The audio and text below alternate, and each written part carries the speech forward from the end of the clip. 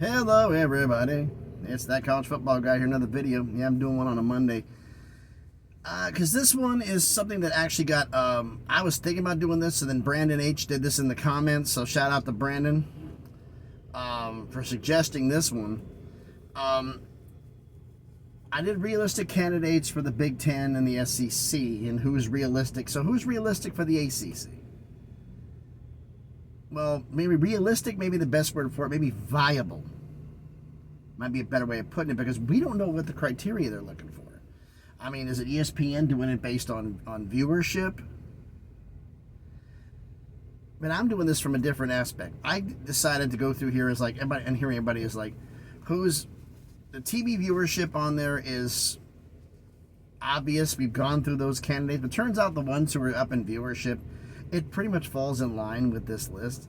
So I did quite a bit of research here as I went through. Is like, okay, the ACC is going to have to grab from some schools from the G5. So who are the viable G5 candidates? Let's read the title of it. Who are the viable candidates in here? Now, could they get somebody from the Big 12? Probably not. But like I said, if the money from the ACC somehow went up, it could change things. But like I said, until the media deal is done, nobody's making a move. But except for G5 schools, because they know there'd be more money regardless of what it is. So I basically took the factors in here, not counting media, not counting your TV viewership, because everybody and his mother's done that one. This one is basically among the G5 schools. I looked at what you did in football, I looked at what you did in basketball, and then I also looked up the top 100 academic universities.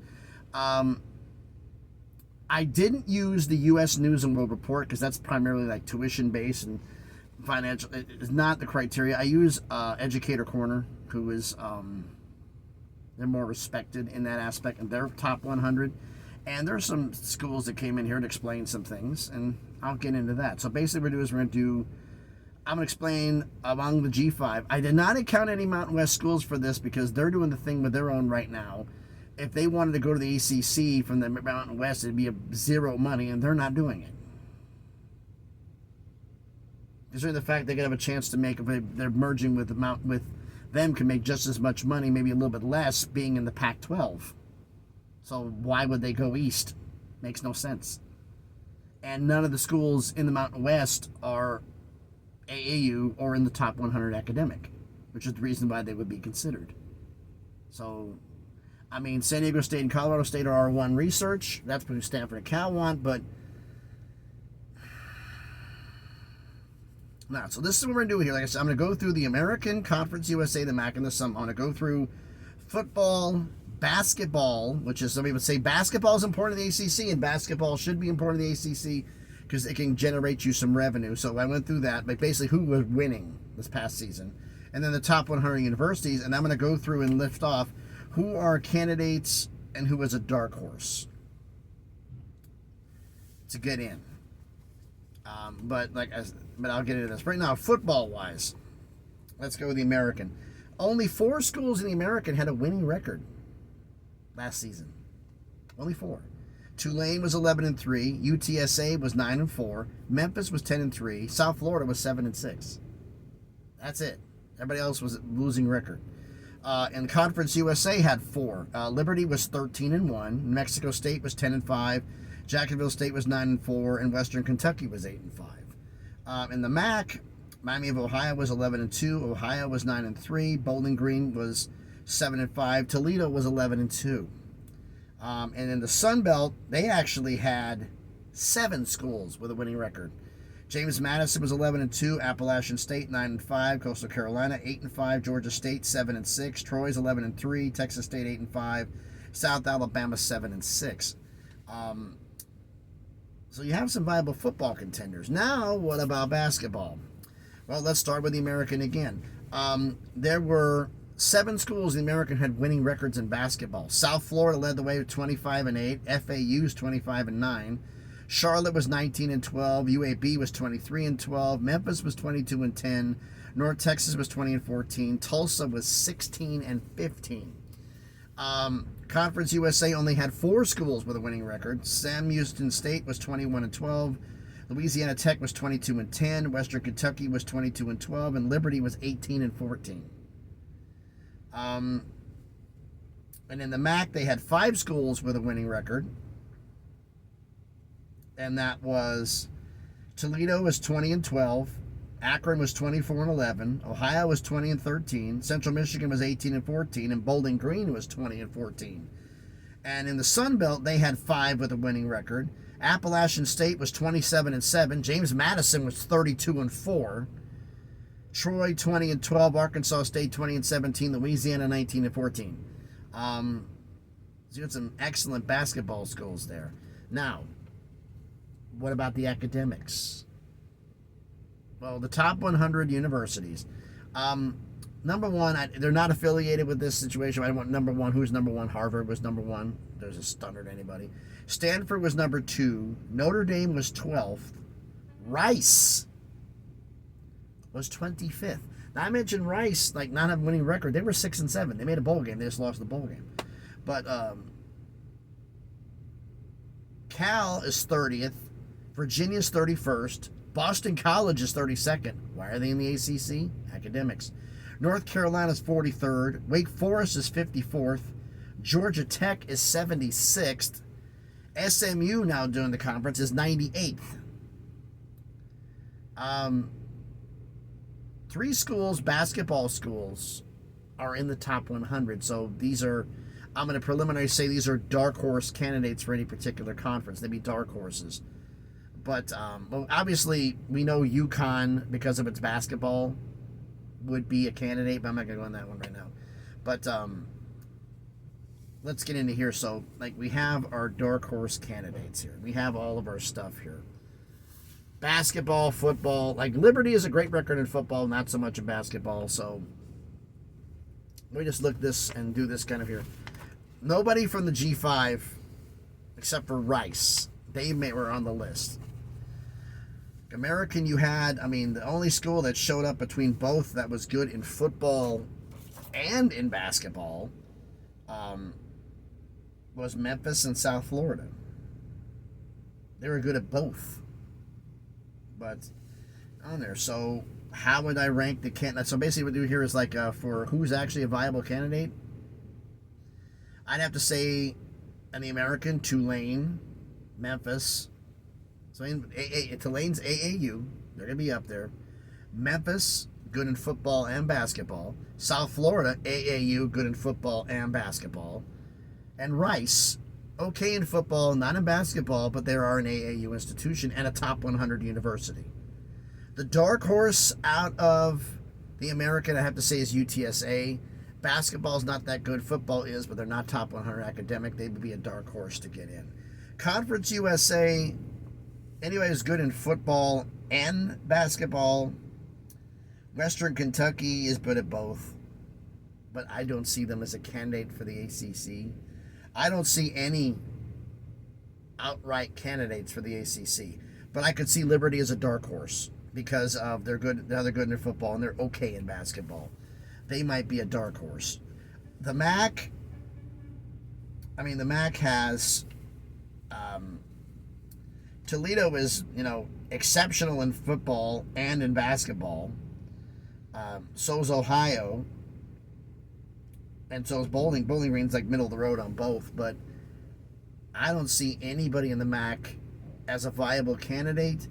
But I would say a dark horse out of the MAC is not good in football, is not good in basketball, but they are AAU, and that's Buffalo.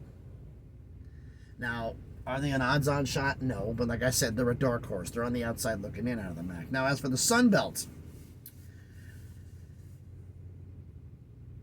you have the obvious 3 here, and it's like on there would even though Troy is really good in football, they're not that good in basketball. So I'd have to say, because of how good they are, I'd have to say, in football and basketball, I'd have to say Appalachian State and James Madison are solid candidates, with Coastal Carolina being on the outside looking in. So, and also, would UConn be a school? Of course they're going to be considered. They're an obvious candidate. And the dark horses out of the basketball schools, all 3 of these are top 100 universities. Villanova, Santa Clara, and St. John's. So I'd say all three of them on there. So who are the obvious candidates to get in? My conclusion for me, Tulane, Memphis, South Florida, Rice, Appalachian State, James Madison, and UConn. There's your obvious candidates. The dark horses, UTSA, Liberty, Coastal Carolina, Villanova, Santa Clara, and St. John's. I mean, that's a lot of schools to be considered, but you got to understand, none of us knows what they're looking for. None of us know what they want. We're all doing guesswork here. We're all doing this as, okay, who's viable? But the problem is like, basketball is important. I've been hearing this over and over again. Academics is important. Football is important. Now, TV viewership,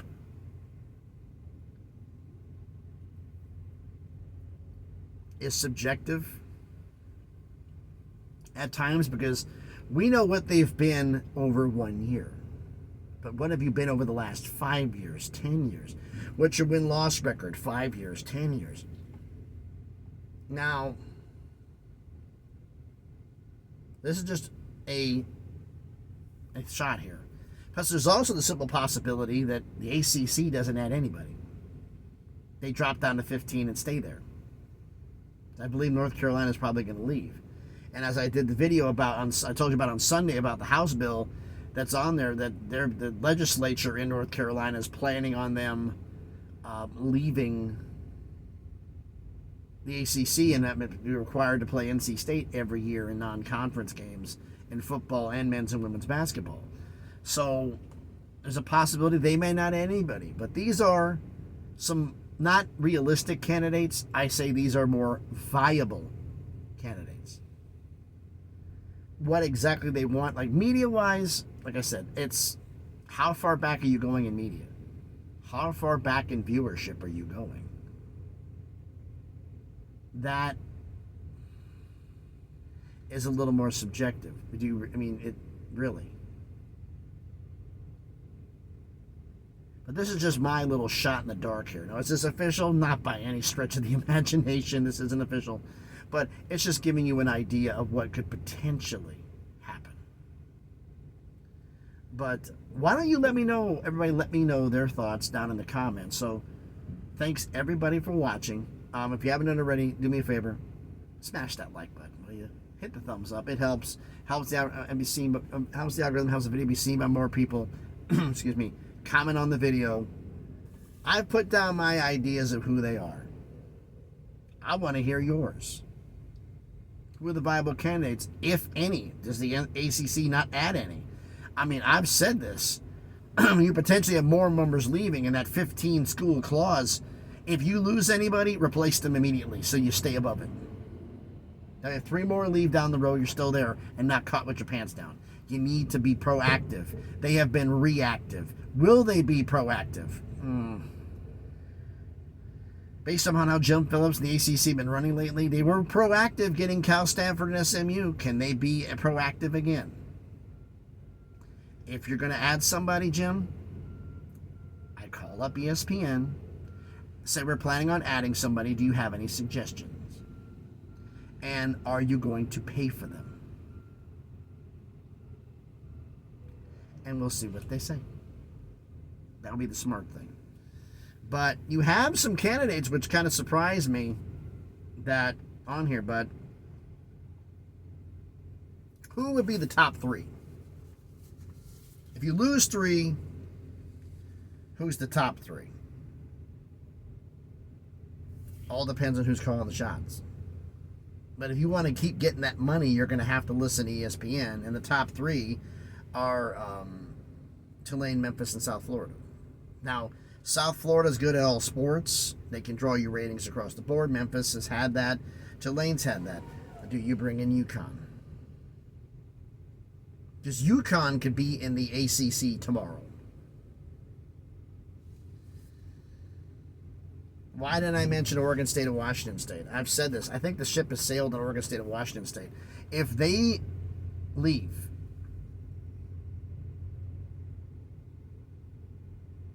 if they leave and join the ACC prior to 2027, all the money they got from the other 10 schools, they have to pay back. So the Pac-12 has to exist for a year.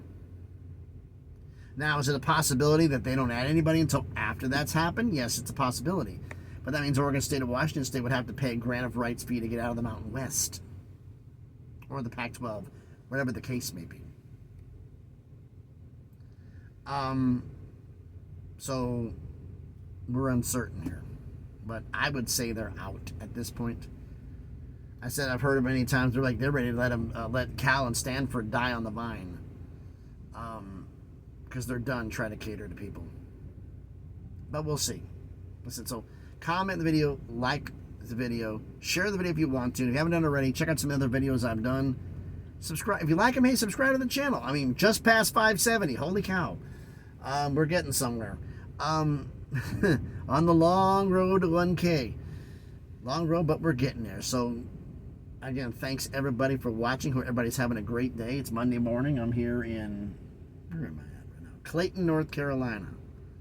Getting unloaded, or at least waiting to get unloaded. I'm at the dock. I've been here for since 5 minutes before I started recording the video. But still nothing yet. They haven't even popped the door. They haven't even, gone in to check the seal yet. Not the seal, but undo the straps. I'd feel them walking on the truck. But nothing yet. So again, thanks everybody for watching. Be safe out there, and please be good to each other.